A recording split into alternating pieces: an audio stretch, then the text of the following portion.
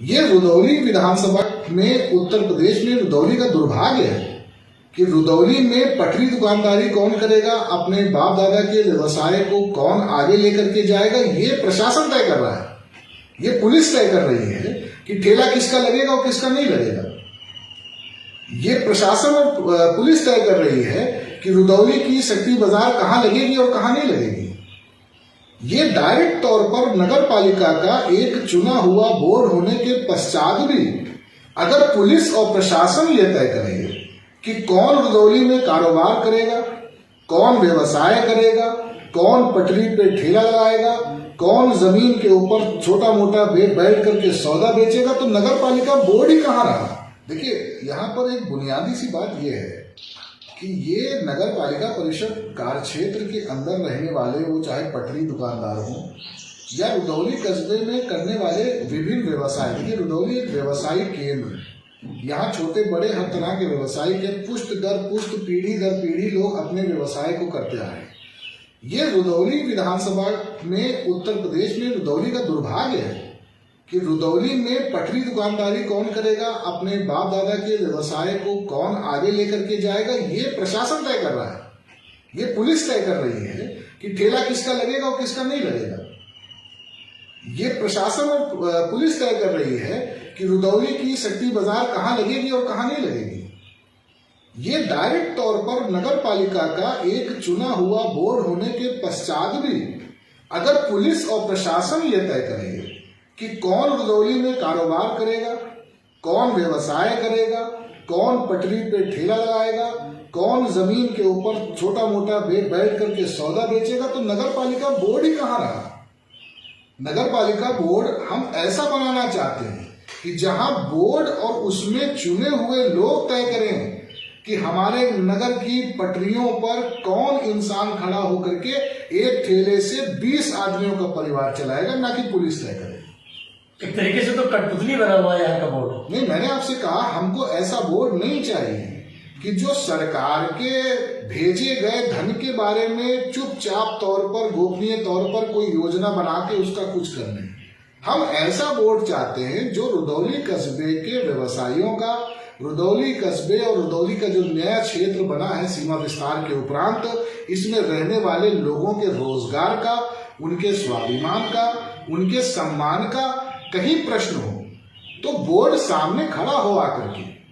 हम ऐसा बोर्ड नहीं चाहते जो कह दे कि हम तुम्हारे महल्ले की सफाई हम नहीं करा सकते, महल्ले गंदे हैं, फॉगिंग हो नहीं रही। मैंने कहा ना, कोविड जैसी जो त्रासदी थी, उस त्रासदी के चलते रुदौली में मैंने तो नहीं सुना कि नगर पालिका बोर्ड एक बोर्ड की हैसियत से आगे आकर के उसने रुदौली में लोगों को मदद करने का काम किया। तो ऐसा बोर्ड हम चाहते हैं। नया सीमा विस्तार हुआ है, नई सोच के गांव जुड़े हैं, उनको भी विकास चाहिए, हमको विकास देना है। ऐसे लोग जीत करके आए। मैंने फिर कहा कि ये मैं दलगत भावनाओं से ऊपर उठ करके बात कर रहा हूँ, ये मैं दिल की बात कर रहा हूँ। रुदौली कस्बे में रह रहा हूँ, इसलिए मुझे रुदौली कस्बे की और नगर पालिका परिषद क्षेत्र की एक चिंता है। मैं उस चिंता के अंतर्गत बात कर रहा हूँ। बोर्ड ऐसा होना चाहिए कि कम से कम सही को सही और गलत को गलत करने की हिम्मत रखे। कम से कम वर्तमान बोर्ड में ये हिम्मत नहीं है कि अगर पुलिस ने गलत किया तो उसको गलत कहने के लिए भी संकोच किया गया। अगर प्रशासन ने कोई गलत नीति अपनाई तब उसको गलत कहने के लिए भी संकोच हुआ। लोगों ने चिट्ठियां लिख करके औपचारिकताएं पूरी कर दी। प्रशासन के लोगों ने कहीं ना कहीं आम जनता को दबाने का काम हुआ और बोर्ड ने आकर के सड़क पे लड़ाई नहीं लड़ी।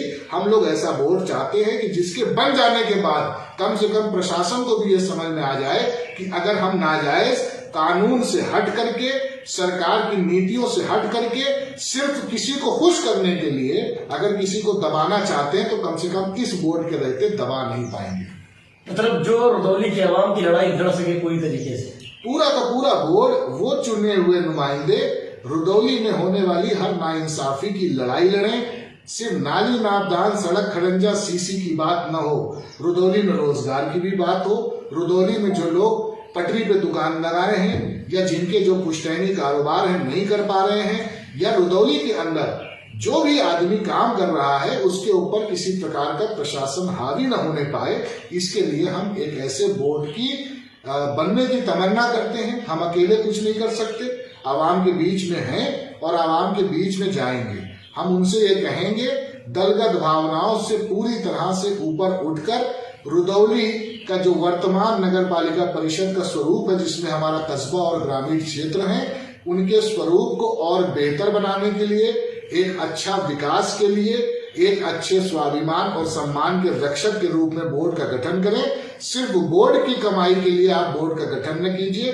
बोर्ड में बैठे लोगों का या चुने हुए लोगों का आर्थिक लाभ हो जाए और आम आदमी सड़क के ऊपर कारोबार न कर पाए। आम आदमी सड़क के ऊपर ठेला लगाए तो उसके ऊपर लाठी चले और हम बैठ के मूर्ख तमाशा देखें। ऐसा बोर्ड नहीं चाहिए रुदौली को। रुदौली को चाहिए संगठित होकर के इस मामले में आगे आए, अच्छा बोर्ड बनाए जिससे विकास भी हो और लोगों का सम्मान भी बढ़ सके। आम जनता को जो समस्याएं हैं उनका भी समाधान मिले। आम जनता को बीच बीच में सरकारी तंत्र और सरकारी मशीनरी से जो यातनाएं दी जाती हैं उनके लिए भी कोई लड़े। जो अफसरशाही उन पर हावी होने की कोशिश करती है उसके लिए भी संघर्ष करे। उनको अफसरशाही के हाथों से कहीं न कहीं लुटने से और कहीं न कहीं उनको बर्बाद होने से बचाएं। तो मेरी ये कोशिश होगी, जैसे कि मैंने आपसे कहा कि रुदौली कस्बे में मैं रहता हूँ, रहने वाला तो मैं मूल निवासी नरौली ग्राम सभा का हूँ, लेकिन पुश्तैनी तौर पर हमेशा रुदौली कस्बे में हम लोग रहे। तो यहाँ पर और लोगों के मुकाबले में मेरा दायित्व थोड़ा ज़्यादा बढ़ जाता है और मैं इसको समझता भी हूँ और हम लोग ज़हनी तौर पर तैयार हैं। अच्छा, हमने देखा है कि जब चुनाव नजदीक होता है तो तरह तरह के नेता जो है वो मार्केट में दिखने लगते हैं सिर्फ चुनाव के करीब। लेकिन जब कहीं पे जाना होता है, लोगों के सुख दुख में जाना होता है, उस टाइम पता नहीं कहाँ होते हैं। अब देखिए, इस पर मैं इसलिए टिप्पणी नहीं करूंगा क्योंकि बहुत से लोग हो सकता है मेरे बारे में भी ऐसा कहते हों जो मेरे, लेकिन हाँ इतना ज़रूर है कि किसका जनता से कितना नाता रहता है, कितना जनता के बीच में उसका जुड़ाव रहता है, ये उसका स्वयं का चुनाव सिद्ध कर देता है। हम लोग अभी एक असाधारण परिस्थितियों में एक चुनाव विधानसभा का लड़े, तो अगर जनता के बीच में हम लोगों का सीधा संपर्क न होता तो हम लोग अपने आप को सिद्ध न कर पाते। हम लोग अपने आप को सिद्ध किए हैं और आगे भी हम लोग ये सिद्ध करेंगे कि जनता की बात का पूरी तरह से हम लोगों को ख्याल भी रहता है और जनता के दर्द का भी हम लोगों को ख्याल है और हम लोग प्रयास करते हैं। हमेशा से ये कोशिश की है कि आवाम की हर जायज़ बात पर लड़ सकें, आगे भी लड़ेंगे।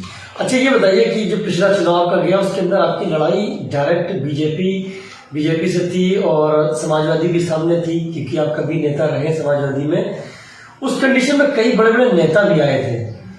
उस हिसाब से जिस तरीके से आपने 14 दिन में लड़ाई लड़ी है, तो कहीं ना कहीं ये लगता है कि आपकी एक्टिविटी है और आपके जो जनता है आपको चाहती भी है। नहीं, मैं शुक्रिया अदा करूंगा उन लोगों का, खास तौर पे कि जिन्होंने इतने कम वक्त में पूरी मुझे ताकत देने काम किया। मेरा स्वास्थ्य भी ऐसा नहीं था, डॉक्टर ने मुझे आराम के लिए किया था बिकॉज मैंने हार्ट का ऑपरेशन कराया था।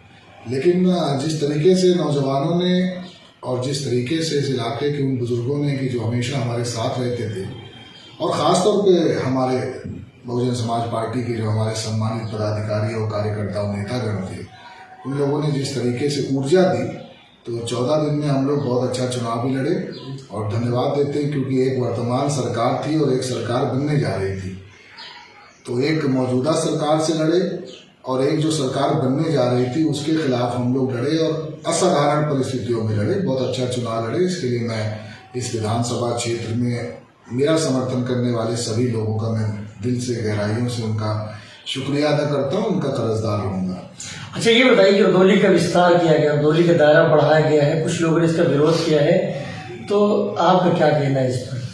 देखिए, उत्तर प्रदेश में सरकार ने सिर्फ यही एक निर्णय नहीं लिया, बहुत सारे निर्णय लिए और उन्हीं में से एक निर्णय ये भी था उत्तर प्रदेश की बहुत सारी नगर पालिकाओं में और बहुत सारी नगर पालिका परिषद और नगर पंचायतों का विस्तार हुआ है। स्वयं जनपद अयोध्या जी में भदरसा नगर पंचायत का भी विस्तार हुआ। इसी विधानसभा में श्रद्धेय मां कामाख्या भवानी के नाम से एक नई नगर पंचायत का गठन भी हुआ।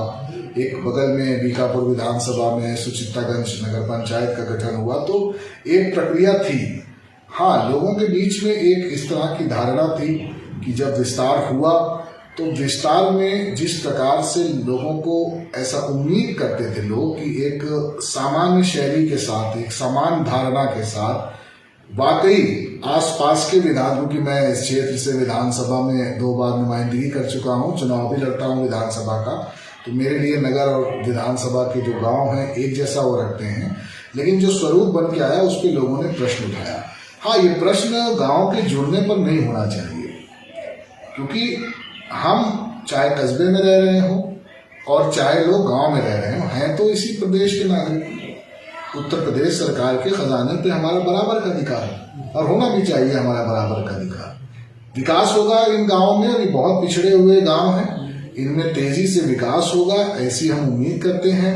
तो मैं इतना जरूर कहूंगा कि जो लोग भी इसका विरोध किए हैं उनको इसका विरोध इसलिए नहीं करना चाहिए कि उनको अपनी राजनीतिक कुर्सी या अपनी अध्यक्षी या अपनी सभासदी उनको खतरे में लग रही। विरोध ठोस होना चाहिए कि अगर इसमें और लोगों को शामिल करने की आवश्यकता थी तो मैंने देखा कुछ लोगों ने ये नहीं कहा कि इनमें इन गांवों को भी शामिल कर लिया जाए।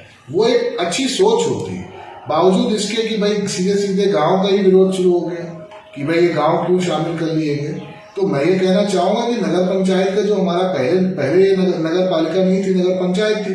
नगर पंचायत के बड़ा स्वरूप नगर पालिका परिषद में लिया, बहुत सारे वोटर बढ़े, इसमें आगे भी बढ़ रहे और ये संभावनाएं आगे भी रहेंगी। जैसे जैसे देश की आबादी बढ़ेगी ये संभावनाएं आगे भी रहेंगी।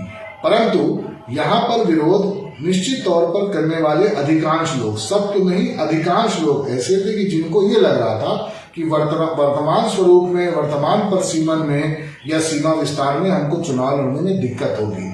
मेरी सोच, क्योंकि मुझे ये चुनाव नहीं लड़ना होता, मेरा चुनाव ही दूसरा होता है, मेरी सोच ये है कि अगर कस्बे की भांति इन ग्राम सभाओं में विकास होगा तो मैं अपने आप को बहुत सौभाग्यशाली समझूंगा और मैं बहुत गौरवान्वित महसूस करूंगा कि वाकई यहाँ विकास हुआ। क्योंकि ये वो गांव हैं कि जहां पर हम लोगों ने विधायक रहते हुए या सरकार में रहते हुए हम लोगों ने इनके मुख्य मार्गों से लेकर के, इनके पेयजल की समस्या से लेकर, इनके स्कूल की समस्या से लेकर हम लोगों ने काम किया है।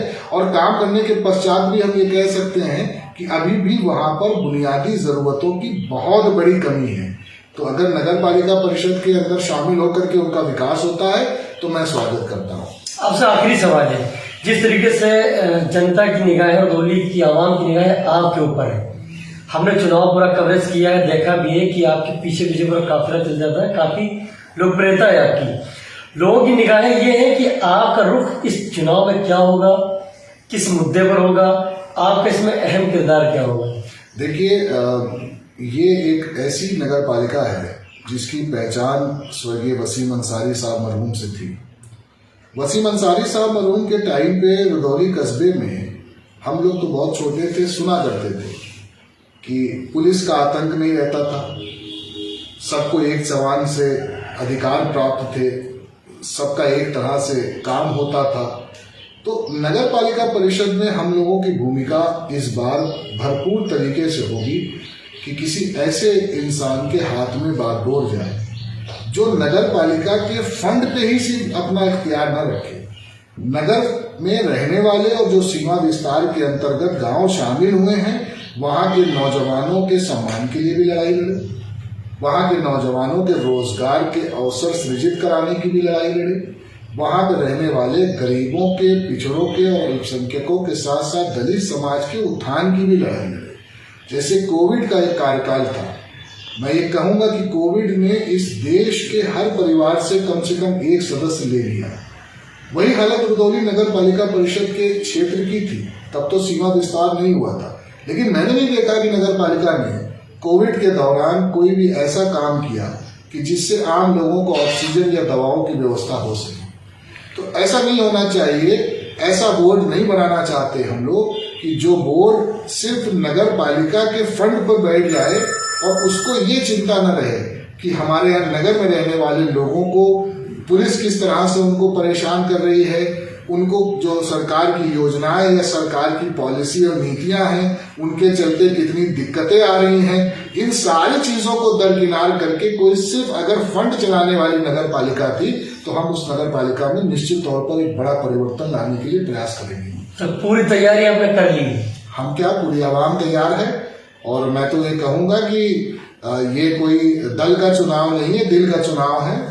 लोग अपने दिल से फैसला करें।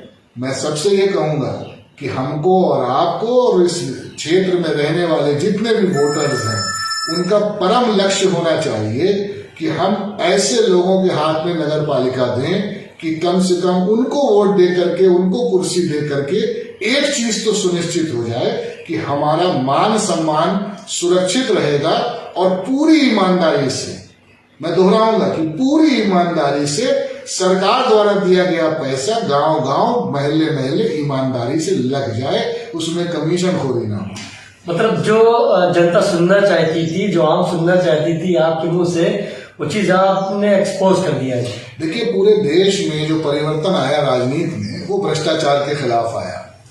और मैं ये कहूंगा कि कहीं ना कहीं भ्रष्टाचार को लेकर के उत्तर प्रदेश में निश्चित तौर पर कहीं ना कहीं भ्रष्टाचार को लेकर के इस चुनाव में नगर पालिका परिषद रुदौली की भूमिका को लेकर आम आदमियों में सवालात हैं। इसको कोई नजरअंदाज नहीं कर सकता। हम भ्रष्टाचार मुक्त नगर पालिका चाहते हैं। हम चाहते हैं कि नगर पालिका ऐसे सम्मानित सभासदों के हाथ में, ऐसे सम्मानित अध्यक्ष के हाथ में जाए कि जिसके अध्यक्ष रहते हुए हमको एक सरपरस्त की, सिर्फ एक चेयरमैन की नहीं, एक सरपरस्त जैसी एक फीलिंग आए, एक सरपरस्त जैसी भावना आए कि हमको अगर रात के 12 बजे अगर कोई मान सम्मान और स्वाभिमान या हमारे रोजगार से जुड़े किसी प्रश्न पर सवाल आएगा तो हमारा बोर्ड हमारे साथ खड़ा होगा। जो चीज जनता सुनना चाहती थी, जो आवाम सुनना चाहती थी कि इस बार जो है वो सैयद अब्बास अली जैदी मियां का क्या किरदार होगा, क्या रोल होगा इस चुनाव के अंदर, क्या इनकी जो सबसे बड़ी चीज है वो सामने क्या रहेगी, वो खुल के इन्होंने बता दिया अपनी तरीके से कि जनता हमारे साथ, हम जनता के साथ हैं। हम चाहते